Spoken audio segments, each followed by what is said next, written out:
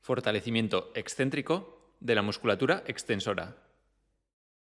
Nos colocamos sentados, con el codo flexionado, apoyando el antebrazo sobre una mesa con la muñeca al borde y la palma de la mano hacia abajo, por fuera de la mesa. Sujetando una pesa o una botella de agua, con la muñeca extendida, frenamos el movimiento de flexión durante 5 segundos.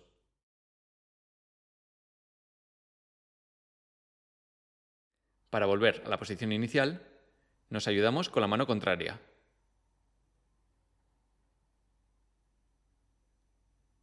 El excéntrico lo conseguimos al frenar el movimiento de bajada de la mano, por lo que la subida de la pesa será siempre pasiva, realizada por la otra mano.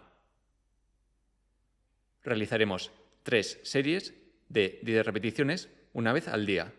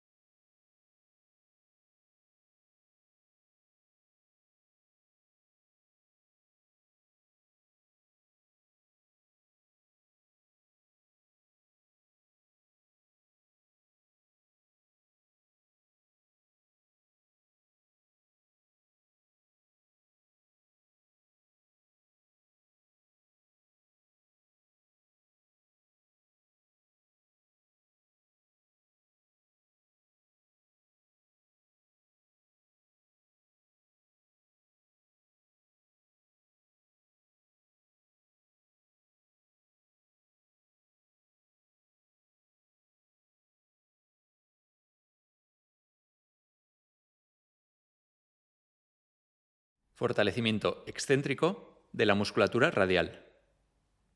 Nos colocamos sentados con el codo flexionado, apoyando el antebrazo sobre una mesa con la muñeca al borde y la mano por fuera de la mesa con el pulgar mirando hacia arriba. Sujetando una pesa o una botella de agua, con la ayuda de la otra mano elevamos la mano sin levantar el antebrazo y frenamos el movimiento de bajada durante 5 segundos. Para volver a la posición inicial, nos ayudamos con la mano contraria. El excéntrico lo conseguimos al frenar el movimiento de bajada de la mano, por lo que la subida de la pesa siempre será pasiva, realizada por la otra mano. Realizaremos 3 series de 10 repeticiones una vez al día.